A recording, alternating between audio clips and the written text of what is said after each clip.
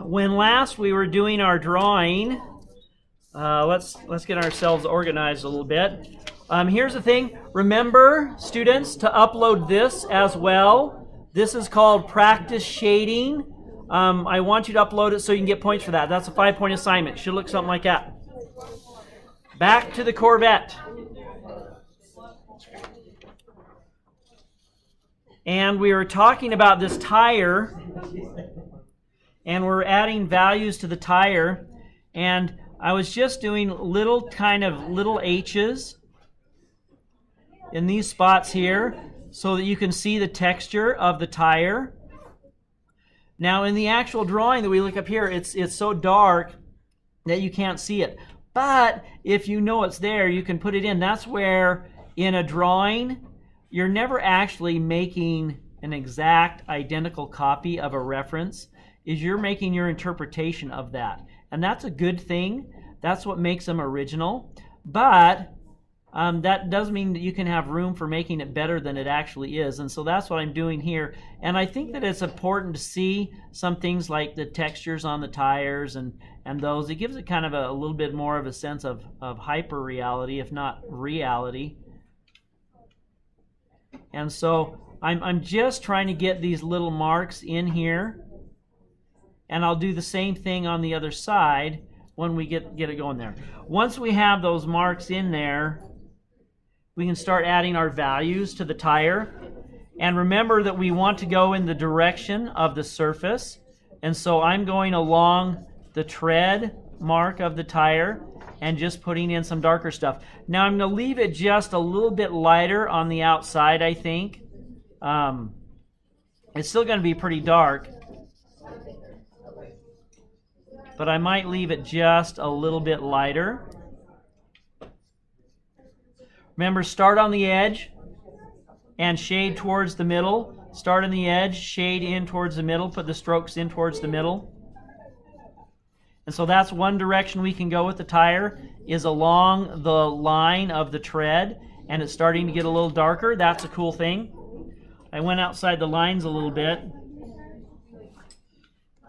I'm going to use this pencil right here. This one is a little darker. It's a little softer.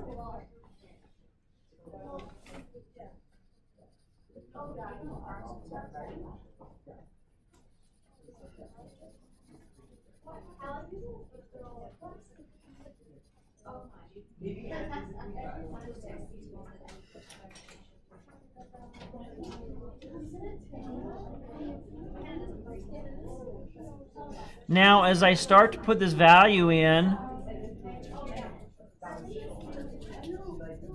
it starts to get darker and we start to lose the detail. That's okay.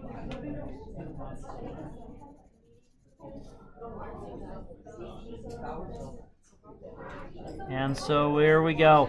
Now, as we start to lose the detail, you can come back and put it back in again.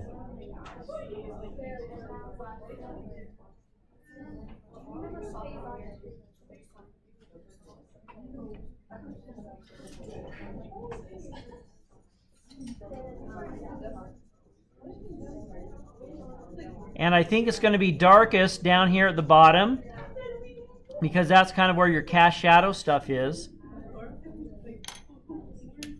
There's a little bit of line right here. I'm going to take that out.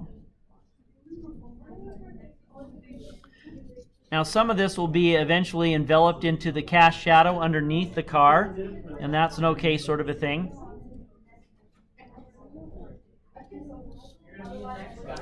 All right, and so that's the tire on there. It's a little bit lighter up here and a little bit darker. I'm going to do the same thing on this other side, remembering that this is a little rounded.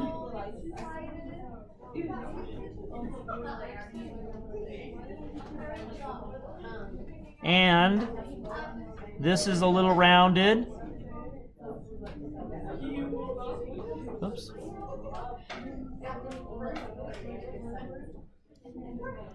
And then it's a little bit rounded on the back side as well.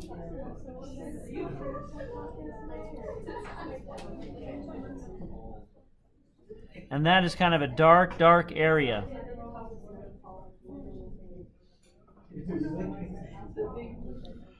Okay, so I got 1, 2, 3, 4, 5 lines there.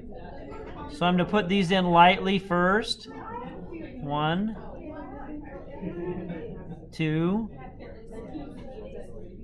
3, 4, 5. Okay, so I've divided up that area pretty good into the five bands.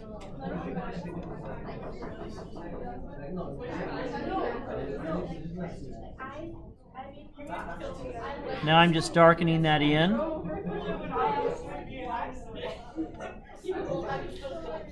And then I need to put in those herringbone sort of things. This thing going this way.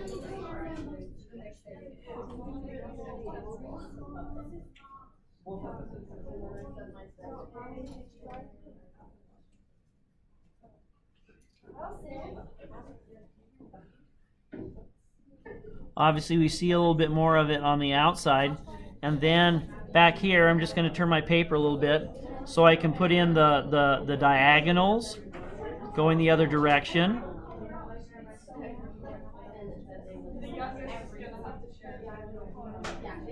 And so this is kind of a repeat of the tire we did on the other side.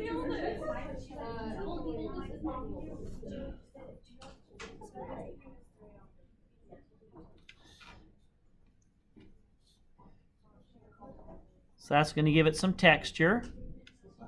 Minimum have the herringbone lines. You can make them into little H's if you choose.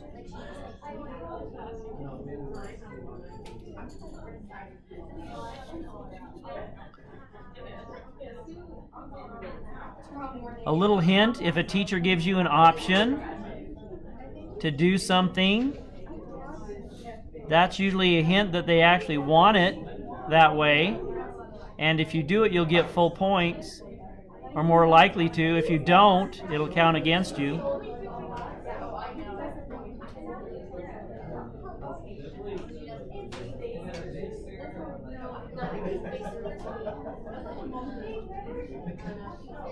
Okay, so little H's, that's a good thing.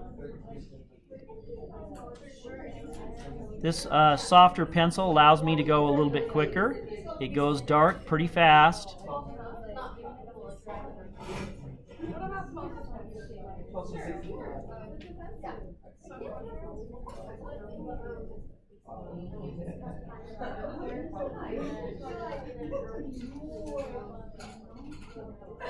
Why do you make that sound? Because I know you're playing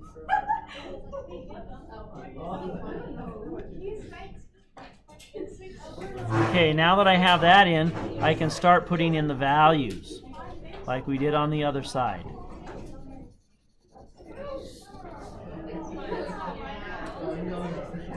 Remember, shading in the direction of the surface is a good thing. That's a great technique. So I'm putting the pencil here and then pulling it in towards the middle, following the contour of the tire itself.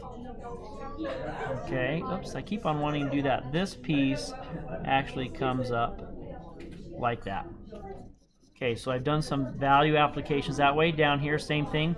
Put the pencil on the edge, pull it towards the center. Like that. Rotate it around here. And then I can also shade in this direction because that's one of the contours of the surface. That's a good thing. So placing the pencil on the border, on the edge, pull towards the middle. Once again, we'll leave this outside portion here just a little bit lighter. Okay, let's use some of this back and forth shading thing here. That's kind of shading in the middle. I'm still going along the lines of the contour of the tire. And then this one, same sort of a deal. If we leave it just a little lighter right here, that is also a good thing. I don't want this to be the darkest dark because this little piece right here is going to be darker. And so we'll leave it there. I'm just going to go right here along the edge. Reinforce the edge, the boundary, with the tip of the pencil.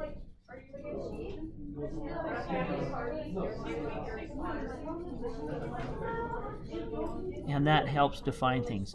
You can always, in any sort of stick instrument, using the tip of the pencil or the tip of the paintbrush, whatever tool it is you're using, that will help you have control over the edge. And just rotate the paper so you have that control. For example, sitting here, if I want to define the bottom of this tire, I can use the tip of the pencil rather than the side or something like that. That'll work. That works out here. That's where your greatest control is in the tip of the pencil. And so you can utilize that when you're putting in your values. Now I'm going to go back in and maybe re-emphasize these lines. I have to look at it kind of sideways so I can see where the lines are because it is so dark. I did want those flow channels for the tire to be emphasized a little bit more so we can see those. Okay. Now I'm just going to clean up the edges a little bit. So as it's sitting here, it has a good clean look to it. If you keep things clean as you go along, you don't have to do tons of erasing at the end and try and figure things out how they're going to work with those. So that's a pretty good job of those tires on those.